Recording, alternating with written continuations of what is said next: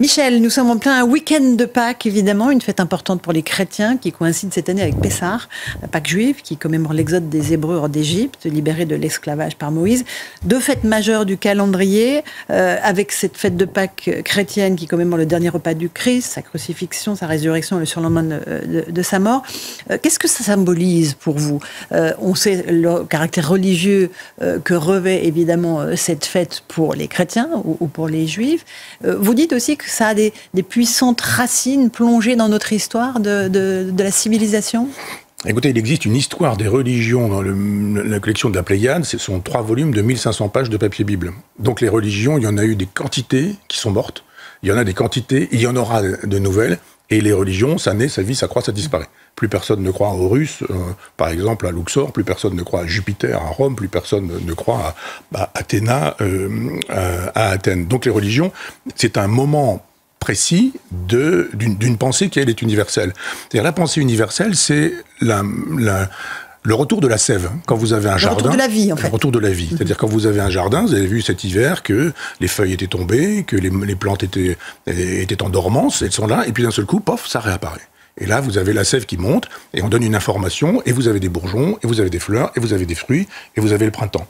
Donc, c'est la Terre qui tourne sur elle-même, autour du Soleil, de manière elliptique, et vous avez les équinoxes, et vous avez les solstices. Comme par hasard, la biographie de Jésus, elle est construite sur les équinoxes et sur les solstices. Retour de la vie, disparition de la lumière, etc. Noël, par exemple, c'est la nuit la plus courte, mais c'est aussi le retour de la lumière. Donc, on fête Noël, et Jésus, il naît quand il apporte à nouveau la lumière. Pâques, c'est quoi? C'est la renaissance, c'est la vie. Il y a eu la mort, Jésus est mort, il a été crucifié, et d'un seul coup, il renaît, il revit. La nature était morte, et elle renaît, et elle revit. Les œufs, c'est la vitalité. C'est-à-dire que on a trouvé des œufs en terre, oui, les œufs de Pâques, oui. On a trouvé des œufs de terre, d'argile, qui étaient fabriqués et posés sur des sépultures préhistoriques, auprès des morts, pendant la préhistoire. C'était une façon de dire, tu es mort, mais l'œuf, c'est la vie, ça reviendra. De la même manière que les saisons reviennent, qu'on a eu, on dit, moi j'ai 66 ans, 66 printemps. Eh bien, vous avez connu 66 printemps, vous avez connu 66 hivers, vous avez connu, etc. Enfin, pas encore 66e, mais 65 au moins. Et donc, c'est tout ça qui se dit. C'est-à-dire, c'est le grand mouvement cosmique, c'est le grand mouvement planétaire. C'est comme ça depuis toujours. Et puis, une fois, ça prend la forme des dieux grecs, des dieux mésopotamiens, enfin, assyriens, mésopotamiens, juifs, chrétiens. Et puis, ça continue. Et d'autres religions sont en train de se constituer, avec notamment le virtuel. On n'a pas le temps de... Mais les néo-religions qui sont en train de se constituer, nous y assistons. Ces gens qui croient plus vrai le virtuel que le réel, et qui passent leur temps sur des sites, passent leur temps sur des métavers, dans lesquels ils vivent beaucoup plus que dans le réel ici présent. Et ça, c'est la source de toute religion. Cette idée que si ce réel existe avec un ordre, cosmos en grec ça veut dire ça, c'est l'ordre, c'est qu'il y a bien un ordonnateur. Et que, alors on appelle ça Dieu, on appelle ça l'énergie créatrice. Moi j'adore Bergson, mais l'énergie créatrice, la vie ou le vivant. C'est ça que disent les œufs. C'est-à-dire que, je vais faire ça avec mes petits-enfants, évidemment, dans le jardin, il va y avoir des œufs, il va y avoir des petits lapins. Et pourquoi les petits lapins? Parce que ça se reproduit en permanence et que ça fait des petits en quantité, et que c'est la vie, que c'est les vivants. Donc on va pas... Les cloches, c'est la même chose. Les cloches, elles s'en vont. Enfin, on va refaire un cours d'histoire religieuse, mais on devrait le faire. La religion... Alors c'est quoi les cloches? Allez-y. Ah ben, elles sont parties, vous savez bien, on les entend plus. Et puis, moi, mon père me disait, voilà, elles sont parties à Rome. Et puis elles reviennent, puis quand elles reviennent, alors quand vous êtes un petit garçon, vous dites, bon, les cloches, elles s'envolent, et donc vous fêtez ces cloches-là qui s'en vont à Rome et qui reviennent apporter la bonne nouvelle, de la même manière que l'œuf apporte la bonne nouvelle de la Renaissance. Le retour des cloches, c'est qu'effectivement, vous rapportez la bonne nouvelle du fait que, parce que ça carillonne, c'est le plaisir, c'est le bonheur de se dire, on a failli mourir, mais Dieu est là, qui nous sauve, enfin, son Fils, du moins, Jésus qui est là et qui nous sauve. Toutes les religions devraient être pensées de manière historique. Et si on faisait ça avec l'islam, on ferait beaucoup mieux que de dire pour ou contre le voile ou ce genre de choses, mais juste de dire racontons ce qu'est l'islam et de montrer la relation qui existe entre le premier livre qui est la Torah, le deuxième qui est la Bible et le troisième qui est le Coran. Si on faisait ce genre de travail pour montrer qu'on est dans une religion abrahamique, c'est-à-dire Abraham est en commun, eh bien, on ferait des choses intéressantes. Vous avez dit sur Pessah qu'effectivement, c'était la possibilité pour le peuple de fêter son salut. Ça veut dire quoi? On a failli mourir avec les Égyptiens, et quand on est désigné par Dieu qui vous ouvre la mer Rouge en deux, eh bien, vous êtes un peuple élu et désigné par Dieu, moyennant quoi vous allez vivre.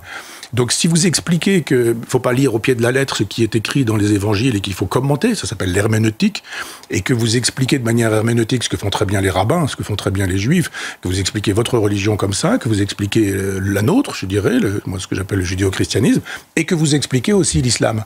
Parce que dans le Coran, Jésus se trouve, Marie se trouve, et il faudrait expliquer pourquoi, comment ça passe comme ça, qu'est-ce qui fait que les juifs, enfin la Torah annonce un Messie, que ce Messie il s'appelle Jésus, et que ce Jésus on le retrouve dans le Coran, plutôt que de nous opposer sans cesse.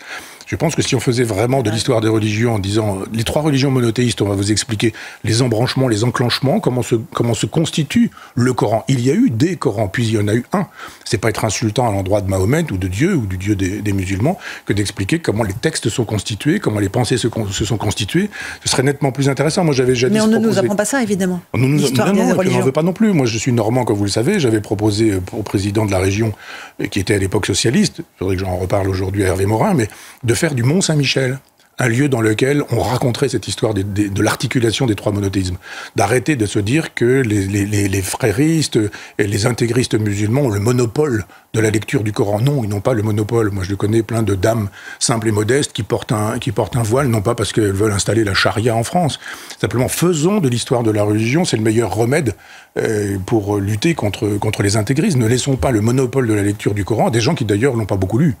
Quand j'ai vu des gens qui défendaient un peu le frérisme, il fallait pas partir très vite parce qu'ils n'avaient pas lu. Et puis moi, ils me reprochaient de pas avoir lu le Coran, en me disant ça a été écrit c'est pas le bon Coran, ça a été publié par des juifs et ça a été traduit par des juifs, donc c'est de la propagande, il n'y a pas ce que vous dites dans le Coran. Si, il y a ça, ce que je disais dans le Coran. Faisons de l'histoire des religions plutôt que de la stigmatisation avec des choses qui sont pénibles à entendre tout le temps.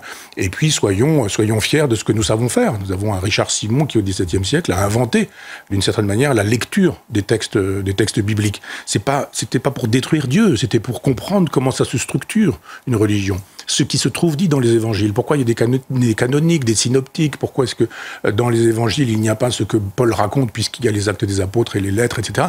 Si on rend ça audible auprès des gens, si on fait aussi ce travail avec l'islam et le Coran, alors je pense qu'on peut arrêter un peu la haine qui oppose tout le monde sur ces sujets.